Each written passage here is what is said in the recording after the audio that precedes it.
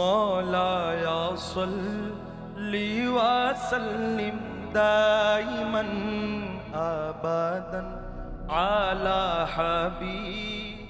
السلام عليكم ورحمة الله تعالى عز وجل وبركاته. إن الحمد لله والصلاة والسلام على رسوله الأمين وعلى آله الطيبين الطاهرين وأزواجه المطهرين ওয়াবাদ। যারা বিভিন্ন জায়গা থেকে আপনাদের প্রিয় অনুষ্ঠান SZHM ট্রাস্ট নিবেদিত ইসলামিক অনুষ্ঠান আলোকধারা দেখছেন, সকলকেই জানাচ্ছি আন্তরিক শুভেচ্ছা এবং মোবারকবাদ। আশা করছি সবাই ভালো আছেন এবং সুস্থ আছেন। দর্শক, প্রতিদিনকার মতো আমরাও আজকে আমাদের এই অনুষ্ঠানটিকে 3টি সেগমেন্টে সুসজ্জিত করেছি এবং 3টি সেগমেন্টে 3টি ভিন্ন ধারার বিষয় নিয়ে আলোচনা হবে। প্রথম সেগমেন্টটি হচ্ছে বিভিন্ন ইসলামিক যেই সাধারণ বিষয়গুলো রয়েছে, আপনাদের মনের জানার বিষয়গুলো রয়েছে, শেখার রয়েছে, সেই সমস্ত বিষয়গুলো থেকে একটি বিষয়, এবং আজকের যে বিষয়টি থাকবে তা হচ্ছে ইসলামে শিরক এবং শিরক সম্পর্কিত ভুল ধারণা। এই শিরোনামে আজকে আমরা কথা বলবো। আমাদের দ্বিতীয় যে সেগমেন্ট রয়েছে এবং সেই সেগমেন্টটি হচ্ছে তাসাউফ বিষয়ক আলোচনা। যেহেতু আল্লাহ রাব্বুল আলামিনকে চিনতে জানতে তার পর্যন্ত পৌঁছতে যে শিক্ষা দরকার তাকেই তাসাউফ বলে, এবং তাসাউফ ভিত্তিক যেই সমস্ত প্রশ্নগুলো আপনাদের মনে ঘোরাফেরা করে সেই প্রশ্নগুলোর ভেতরে আজকে আমরা তাসাউফ এবং শরীয়ত এই শিরোনাম নিয়ে আপনাদের মনের জিজ্ঞাসাগুলোর উত্তর দেওয়ার চেষ্টা করব। তৃতীয় যেই সেগমেন্টে আমরা আলোচনা করব তা হচ্ছে এই ইলমে তাসাউফ, জ্ঞান, বিজ্ঞান, মারেফাত, ইসলাম চর্চা, হাদিস, কোরআন যারা আমাদের সামনে এনে দিলেন তাদেরকে আমরা সুফি বলি। সেই সমস্ত সুফিয়ায়ে কেরামের জীবনী থেকে যে কোনো একজনের জীবনী আজকে আমরা আলোচনা করব। এবং আজকে যার আলোচনা আমরা নিয়ে এসেছি তিনি হচ্ছেন হযরতে শিহাবুদ্দিন মকতুল সোহরাওয়ার্দী রহমতুল্লাহ আলাইহি। তো চলুন আজকে আমরা আমাদের আলোচনা চলে যাই। এবং আজকের আলোচনার এই পর্বে আমাদের স্টুডিওতে আমন্ত্রিত অতিথি হিসেবে যিনি আসন অলঙ্কৃত করেছেন আল আজহার ইন্টারন্যাশনাল স্কুল অ্যান্ড কলেজ ঢাকার সম্মানিত সিইও এবং বিশিষ্ট ইসলামী স্কলার, মিডিয়া ব্যক্তিত্ব শেখ সৈয়দ গোলাম কিবরিয়া আজহারি।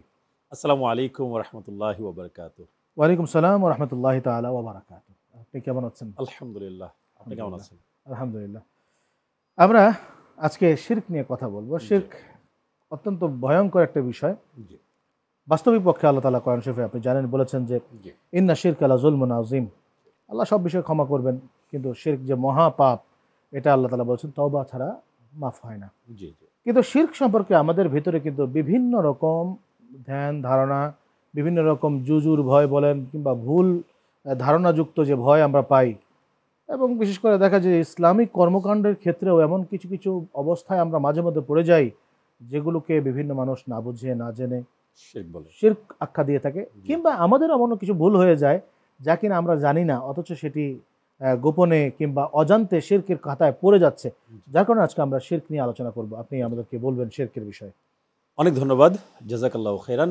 খুবই সময়োচিত একটা বিষয় আমাদের সামনে উপস্থাপন করেছেন। শিরক, যেমনটা আপনি বলছিলেন, খুবই মারাত্মক গুনাহ। প্রথমে আমরা জানার চেষ্টা করি আসলে শিরক জিনিসটা কি। আল্লাহ সুবহানাহু ওয়া তাআলার জাত, আল্লাহ সুবহানাহু ওয়া তাআলার অস্তিত্বে, আল্লাহ সুবহানাহু ওয়া তাআলার অস্তিত্বে দ্বিতীয় কাউকে সমকক্ষ করা, এর নামই কিন্তু শিরক।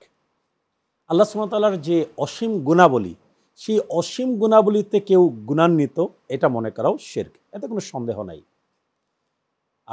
কিন্তু কিছু উলামায়ে কেরাম, বিশেষ করে শেখ ইবনে তাইমিয়া, তিনি শিরকের একটা তাকসিম করেছেন।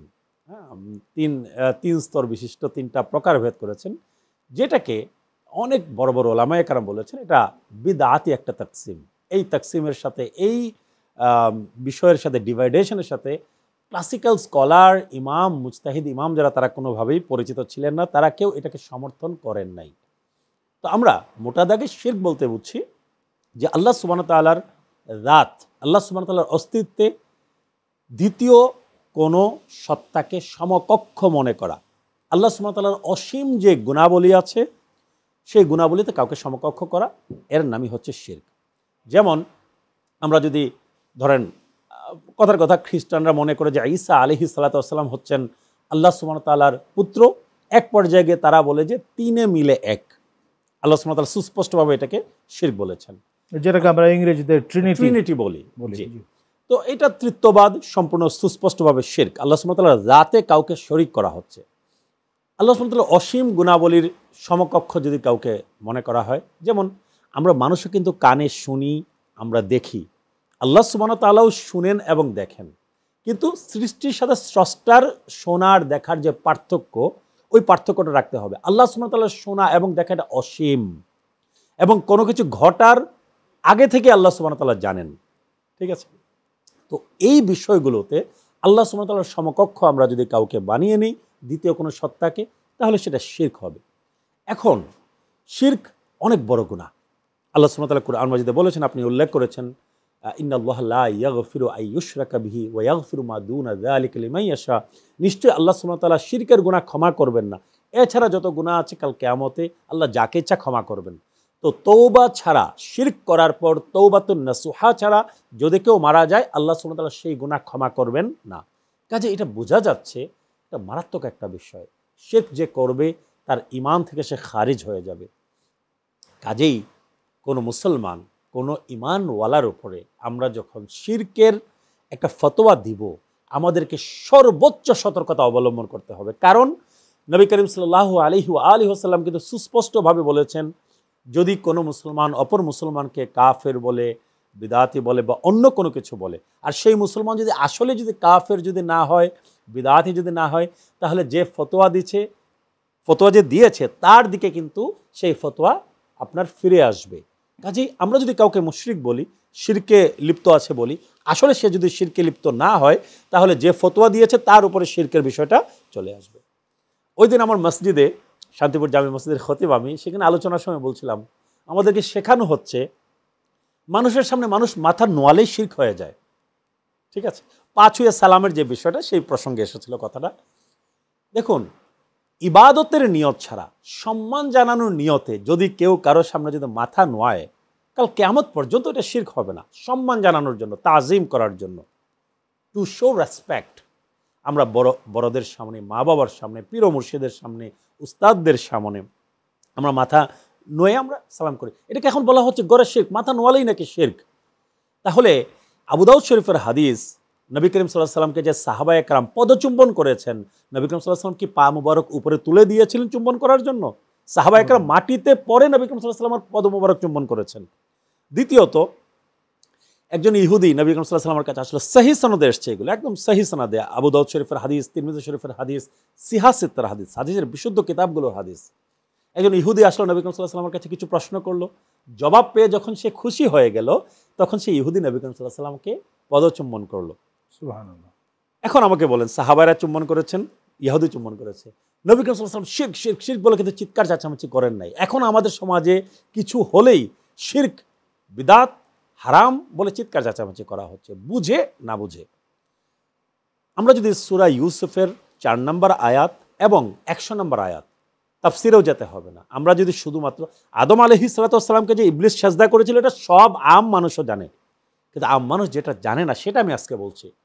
সূরা ইউসুফ 4 নম্বর সূরা এবং 4 নম্বর আয়াত, 12 নম্বর সূরা, 4 নম্বর আয়াত এবং 100 নম্বর আয়াত, দর্শকরা যেন মনে রাখেন, 4 নম্বর আয়াত এবং 100 নম্বর আয়াত, সূরা ইউসুফ 12 নম্বর সূরা। আপনারা শুধুমাত্র বঙ্গানুবাদ পড়ে দেখেন, আজকে তাফসিরেও যেতে হবে না আপনাকে। সেখানে কি বলা হচ্ছে? হযরত ইউসুফ আলাইহিস সালাতু ওয়াস সালাম বলছেন, বাদা আউযু বিল্লাহি মিনাশ শাইতানির রাজিম, ইন্নী রাআইতু আহাদা আশারা কাওকাবা ওয়াশ শামসা ওয়াল কামারা রাআইতুহুম লি সাজিদিন। ইউসুফ আলাইহিস সালাম ওনার আব্বাজান ইয়াকুব আলাইহিস সালাম, যার উভয়ই নবী, দুইজনই নবী। ইউসুফ নবী বলছেন ছোটবেলা ওনার আব্বাজানকে যে আমি স্বপ্নে দেখেছি 11টা নক্ষত্র এবং চন্দ্র সূর্য আমাকে সিজদা করছে। ইয়াকুব আলাইহিস সালাম বলেন, তুমি তোমার ভাইদের কাছে এই গল্প বর্ণনা করো না, এই স্বপ্ন বর্ণনা করো না, তাহলে তোমার ক্ষতি হতে পারে। আমরা যদি মানে ফাস্ট ফরওয়ার্ড করে যদি মিশরে যখন ইউসুফ আলাইহিস সালাম খাদ্যমন্ত্রী হয়ে গেলেন, সেই দিকটা যদি আমরা ফিরে যাই, তাহলে আমরা দেখব ইউসুফ আলাইহিস সালামের 11 ভাই এবং ওনার মা বাবা যখন পরিচয় পেয়েছেন ইউসুফ আলাইহিস সালাতু ওয়াস সালামার 40 বছর পর, 36 বছর পর যখন মোলাকাত হলো, কুরআন মাজিদ বলছে 100 নম্বর আয়াতে সূরা ইউসুফের, ওয়াখারু লাহু সুজদা, ইউসুফ আলাইহিস সালাতু ওয়াস সালামের উদ্দেশ্যে ওনার 11 ভাই এবং মা বাবা সিজদা করলেন। এখন আপনি যখন বলছেন মাথা নোয়ালেই শিরক হয়ে যায়, আপনার এই ফতোয়া কোন দিকে যাচ্ছে? আব্দুল্লাহ ইবনে আব্বাস রাদিয়াল্লাহু আনহুমা বলছেন যে আদম আলাইহিস সালাতু ওয়াস সালাম থেকে শুরু করে ঈসা আলাইহিস সালাতু ওয়াস সালাম পর্যন্ত প্রত্যেক নবী এবং রাসূলগণকে তার উম্মতগণ সেজদায়ে তাহিয়া করতেন, সম্মানসূচক সেজদা। ইবাদত না, ইবাদত শুধুমাত্র আল্লাহ সুবহানাহু ওয়া তাআলার জন্য, ইবাদতের সেজদা, ইবাদতের জন্য কিয়াম। কোনো মুসলমান যদি ইবাদতের নিয়তে কারো সামনে দাঁড়ায়, এই কিয়ামটাও শিরক হবে। যদি রুকু দেয় সেটাও শিরক হবে। কিন্তু ইবাদতের নিয়তে যদি করে, সম্মান শ্রদ্ধা এবং তাজিমর নিয়তে যদি করে, এটা কোনোদিনও শিরক হবে না।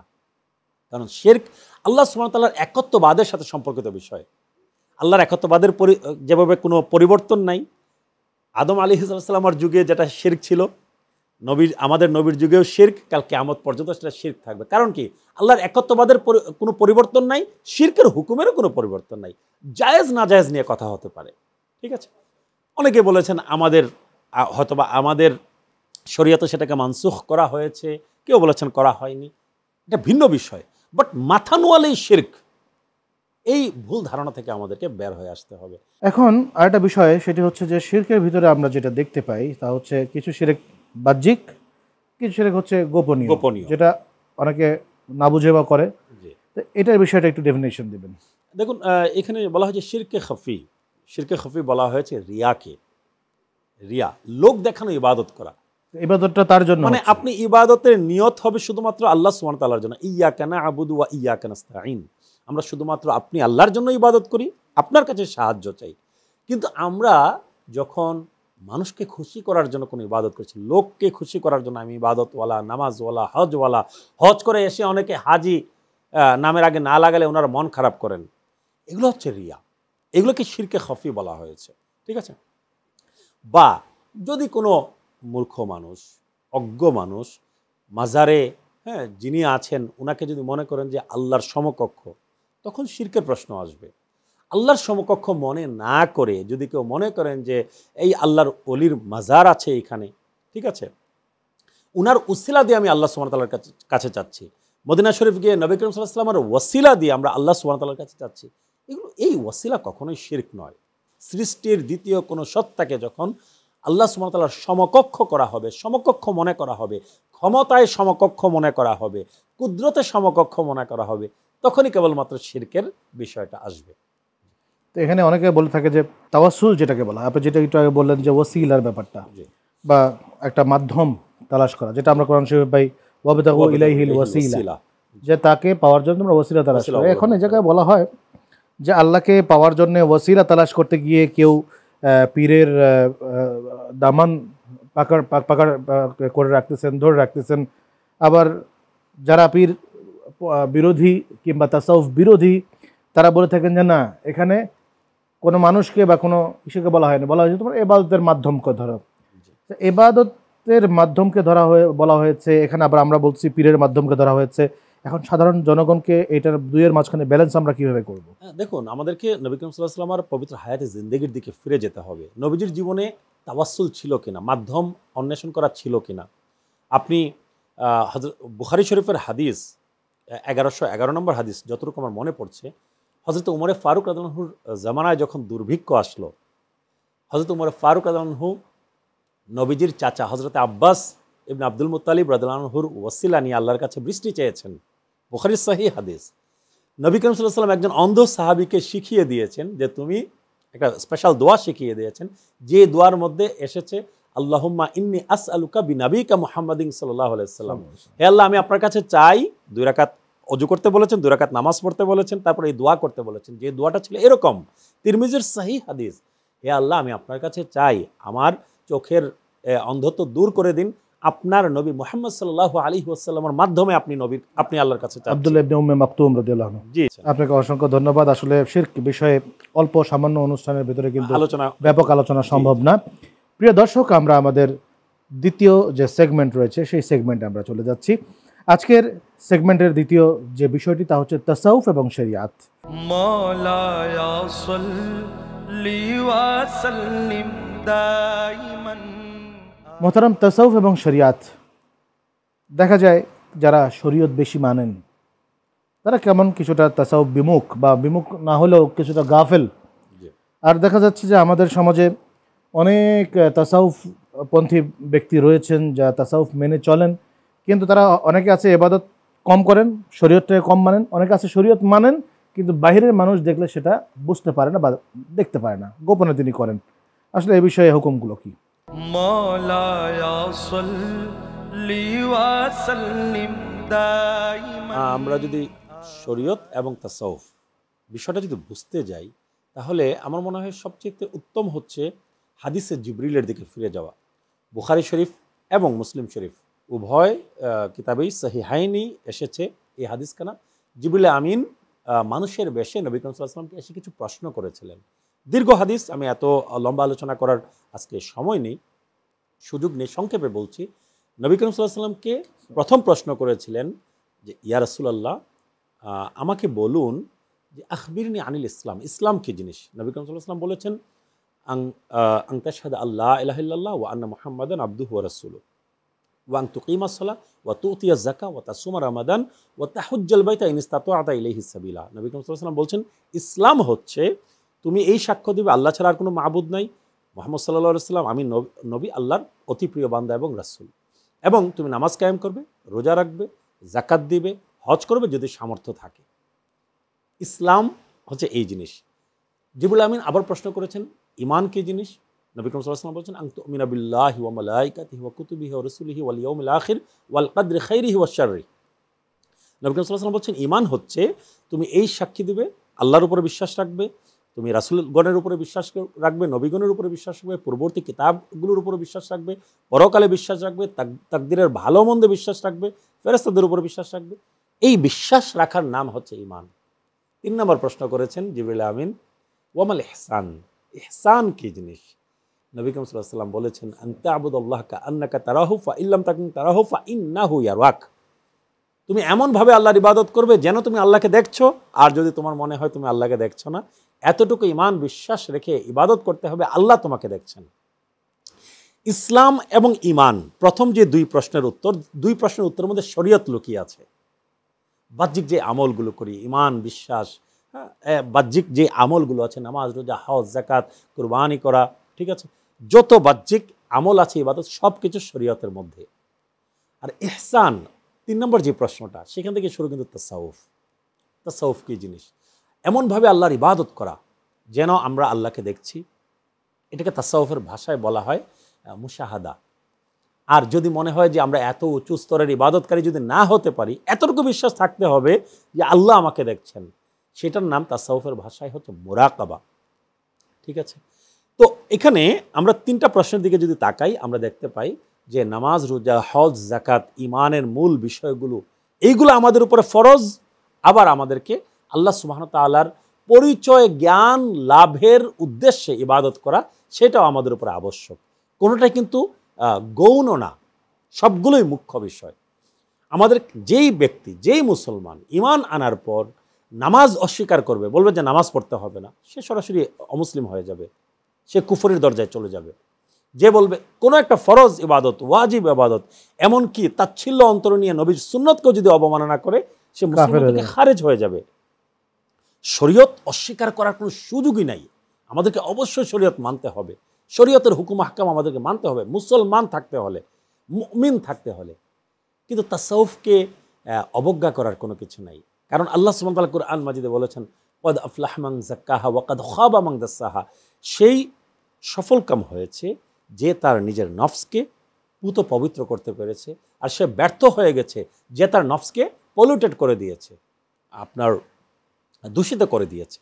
কাজে আত্মশুদ্ধি তাসাউফ তরিকতের যে মূল বিষয়, কুরআনের নির্যাস, হাদিসের নির্যাস, নবী করিম সাল্লাল্লাহু আলাইহি ওয়াসাল্লামের পবিত্র হায়াতের জিন্দেগির নির্যাস, সেই তাসাউফের দিকে, আত্মশুদ্ধির দিকে, আত্মশুদ্ধির চর্চার যে শাস্ত্র তাসাউফ শাস্ত্র, সেই তাসাউফ শাস্ত্রের দিকেও আমাদেরকে অবশ্যই লক্ষ্য রাখতে হবে। একজন কামিল পীর ও মুর্শিদের হাতে হাত রেখে আমাদেরকে বায়াত গ্রহণ করতে হবে, এবং কোরআন সুন্নাহ শিখার জন্য আমরা একজন আলিম উলামার কাছে যেভাবে যাই, আত্মশুদ্ধির জ্ঞান শেখার জন্য আমাদেরকে একজন পীর ও মুর্শিদের কাছে যেতে হবে, কারণ ইনি এই বিষয়ে পারদর্শী, এটা ওনার স্পেশালিটি, স্পেশালাইজেশন।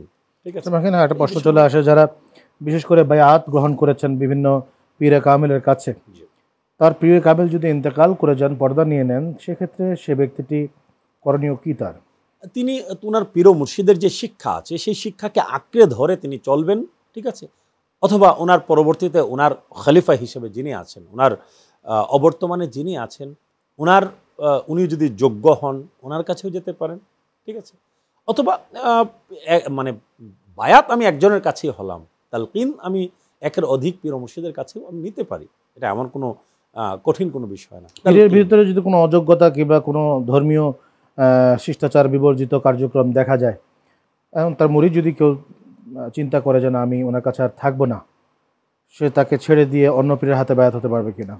দেখুন, যদি মানে সুস্পষ্ট অকাট্য বিষয় হয়ে যায় যেটা কন্ট্রাডিক্টরি, ঠিক আছে, অথবা মুরিদের বুঝে আসছে না, তার জন্য নিরাপদ সে অন্য কোনো পীরের কাছে যেতে পারে।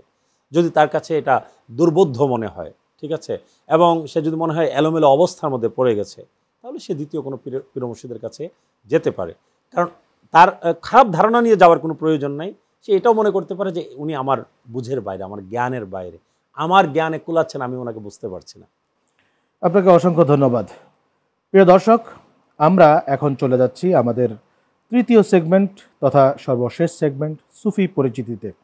مولاي صل وسلم دائما। সুফি পরিচিতির আজকে যাকে নিয়ে আমরা আলোচনা করে যাচ্ছি তিনি হচ্ছেন হযরতে শিহাবুদ্দিন মকবুল সোহরাওয়ার্দী রহমতুল্লাহ আলাইহি, যার মাজার শরীফ হচ্ছে ইরাকের বাগদাদে, সেই যেটি কবরস্থান রয়েছে বাগদাদের শাহী কবরস্থান, সেইখানে তিনি শুয়ে আছেন। আমার সৌভাগ্য হয়েছিল তাকে জিয়ারত করবার, তো আজকে তার বিষয়ে আপনার কাছ থেকে শুনতে চাই।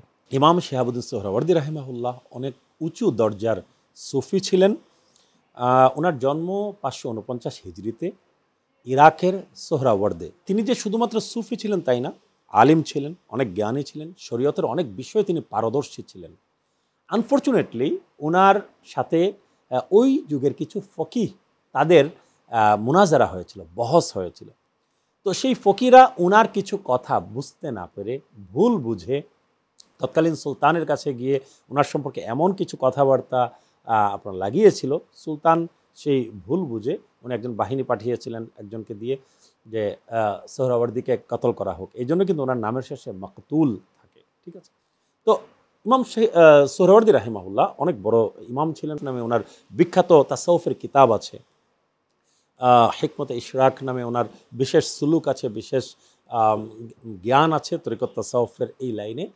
কিন্তু ওনার অনেকগুলো বিষয় বুঝতে না পারার কারণে তৎকালীন সময়ের ফকিরা ওনার সম্পর্কে গিয়ে ভুল বোঝান। যেমনটা মনসুর হাল্লাজ রাহিমাহুল্লাহর জীবনে হয়েছে, বাইজিদ বুস্তামি রাহিমাহুল্লাহর জীবনে হয়েছে, আরও অনেক অলিয়া উলিয়ার জীবনে কিন্তু এরকম হয়েছে যে ওনাদেরকে ওই সময়ের শরীয়তের জ্ঞানওয়ালা ওলামায়ে কেরাম ওনাদেরকে ঠিকমতো বুঝতে পারেন নাই। বিশেষ হালে, বিশেষ ওয়াজদে, বিশেষ অবস্থায় তারা বিশেষ কিছু কথাবার্তা বলেছেন, যেই কথাগুলো তারা হয়তো ওইভাবে গ্রাস্প করতে পারেন নাই। ভুল বুঝাবুঝির কারণে ওনাদের উপরে নানান ধরনের অত্যাচার, অবিচার, জুলুম, নির্যাতন হয়েছে।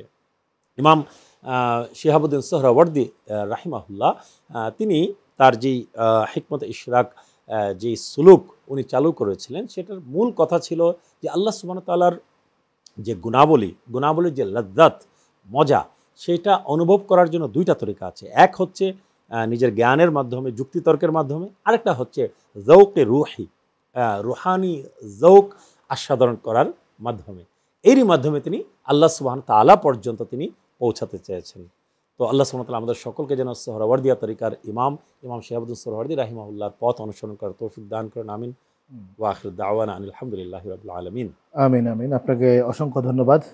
প্রিয় দর্শক, এতক্ষণ যাবৎ সৈয়দ গোলাম কিবরিয়া আজহারি মহোদয় যেরকম সুন্দরভাবে আজকের অনুষ্ঠানের যে তিনটি সেগমেন্টের তিনটি বিষয় ছিল, আমাদের শিরক সম্পর্কিত বিভিন্ন ভুল ধারণা, সেটি তিনি যতটুকু পেরেছেন স্বল্প সময়ে বিস্তারিত আলোচনা করেছেন, এবং তাসাউফ শরীয়তের মাঝখানে যেই মিলবন্ধন রয়েছে সেটাকে তিনি বোঝানোর চেষ্টা করেছেন।